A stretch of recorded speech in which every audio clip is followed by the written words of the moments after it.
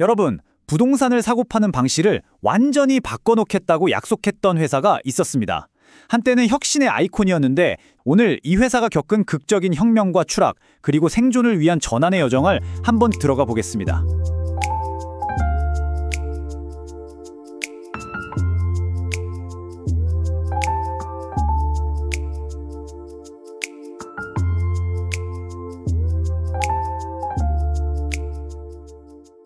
집 한 번 팔려면 왜 이렇게 느리고 복잡하고 또 불확실한 게 많은 걸까요? 바로 이 고질적인 문제에 오픈도어가 아이바이어라는 아주 명쾌하고 강력한 해답을 들고 나타난 거죠. 그게 바로 아이바이어 모델입니다. 이게 뭐냐면요. 복잡한 과정 다 건너뛰고 판매자가 온라인에 자기 집 정보를 입력하면 오픈도어의 알고리즘이 즉시 현금으로 얼마에 사겠다고 제안을 하는 거예요. 핵심은 딱 두 가지였습니다. 바로 속도와 확실성이었죠. 그리고 부동산 시장이 한창 좋을 때 이 모델은 정말 마법처럼 보였습니다. 와, 이건 뭐 완벽하다는 말밖에는 설명이 안 될 정도였죠. 2019년 데이터를 보면 이래서 그랬구나 바로 이해가 되실 겁니다. 자, 이 숫자 좀 보세요. 98.6%. 이게 왜 그렇게 중요하냐면요. 당시 오픈도어가 집을 사겠다고 제안한 가격이 시장 가격의 98.6%에 육박했다는 뜻이거든요. 소위 말하는 후려치기를 해서 돈 버는 회사가 아니었다는 아주 강력한 증거였던 셈이죠. 그리고 이 3.3%라는 숫자가 그 증거를 더 확실하게 만들어줍니다. 오픈도어가 집을 사서 되팔 때 남긴 이익률이 고작 3.3%였다는 건데 이건 그들의 사업 모델이 폭리를 취하는 게 아니라 그냥 수수료를 받는 서비스에 가까웠다는 걸 보여주는 거죠. 그래서 결론은 이겁니다. 집주인이 이 모든 편리함과 확실성을 얻는데 지불하는 비용이 시장 가격 대비 고작 1.3% 정도였다는 거죠. 그 수많은 불확실성과 스트레스를 없애주는 대가치고는 이건 정말 해볼 만한 거래였던 겁니다. 하지만 영원한 건 없죠. 그 황금기는 그리 길지 않았습니다. 시장의 바람이 방향을 딱 바꾸자마자 그 완벽해 보였던 오픈도어의 사업 모델이 뿌리부터 흔들리는 거대한 시험대에 오르게 됩니다. 이 타임라인을 보시면 그 추락이 얼마나 순식간이었는지 정말 눈 깜짝할 사이였어요. 2021년 모두가 장밋빛 미래를 꿈꿀 때 정점을 찍었는데 불과 1년 만에 시작된 급격한 금리 인상이 모든 걸 바꿔놓았습니다. 낙원은 순식간에 지옥으로 변했죠. 그 결과는 끔찍했습니다. 재무제표는 그냥 피바다였어요. 생각해보세요. 집값은 계속 떨어지는데 수많은 집을 재고로 들고 있었으니 분기마다 어마어마한 손실을 볼 수밖에 없었겠죠. 물론 저 끝을 자세히 보면 최근에 손실폭이 줄어들고 있긴 해요. 아주 작은 희망의 불씨라고나 할까요? 그리고 이 모든 고통은 이 숫자 하나로 요약됩니다. 마이너스 90%.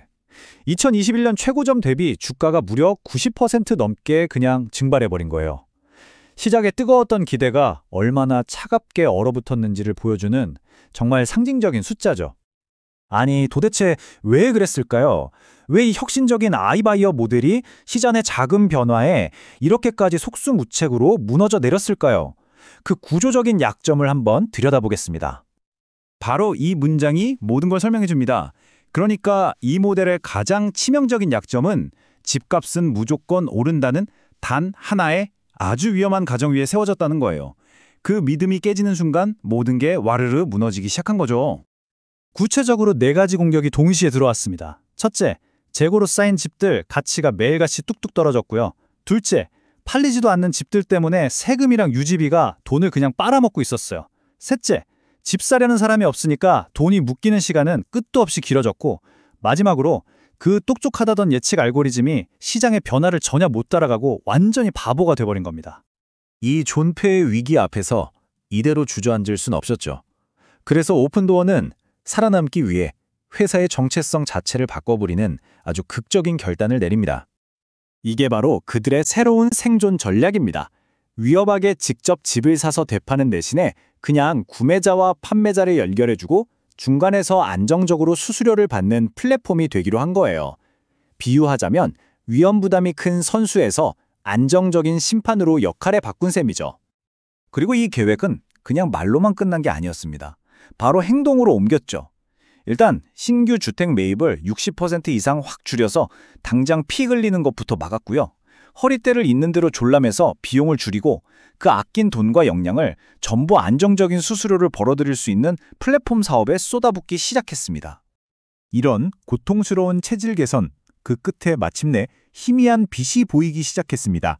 3년 만에 처음으로 조정 이비타 기준으로 흑자를 기록한 건데요. 복잡한 회계 용어는 빼고 쉽게 말해서 드디어 돈을 까먹지 않고 버는 구조로 바뀌기 시작했다는 아주 중요한 신호였던 거죠. 그런데 말이죠. 이야기는 여기서부터 좀 이상하게 흘러갑니다. 회사는 어떻게든 살아남으려고 이렇게 발버둥 치고 있는데 주식시장에서는 전혀 딴판인 거의 비현실적인 이야기가 펼쳐지기 시작한 거예요. 뜨거운 투기 열풍과 차가운 회사의 현실, 이 둘 사이에 기이한 불협화음이 시작된 거죠. 한쪽에서는 소셜미디어를 중심으로 모인 개인 투자자들이 이거 대박이다 하면서 주가를 하늘로 쏘아 올리고 있었어요. 그런데 정반대편에서는 월스트리트의 냉정한 전문가들이 데이터를 들이밀면서 아니 지금 그럴 때가 아니다, 이거 너무 위험하다고 계속해서 경고등을 켜고 있었던 겁니다. 자, 전문가들의 평가를 직접 한번 보실까요? 사라고 말하는 전문가는 딱 한 명. 대부분은 일단 지켜보자는 보유 의견이거나 심지어 팔아라 라는 의견이 더 많죠. 이건 뭐 열광과는 거리가 멀어도 한참 멀죠. 극도의 신중함, 아니 회의적인 시선이 더 강하다고 볼 수 있습니다. 그리고 이 숫자 1.14달러, 이게 바로 그들의 냉정한 평가의 결정판입니다. 전문가들이 볼 때 이 회사의 1년 뒤 적정 주가는 이 정도라는 거예요. 이게 뭘 의미하냐면 최근에 열풍 때문에 치솟았던 주가에서 80% 이상 폭락할 수도 있다는 정말 무시무시한 경고인 셈이죠. 자, 그래서 우리는 마지막 질문에 도달하게 됩니다. 오픈도어의 이런 변신은 결국 살아남기 위한 현명한 전략이었을까요? 아니면 생존을 대가로 부동산 시장을 뒤흔들겠다던 그 혁명가로서의 영혼을 팔아버린 걸까요? 그 답은 아마 오직 시간과 시장만이 말해주겠죠.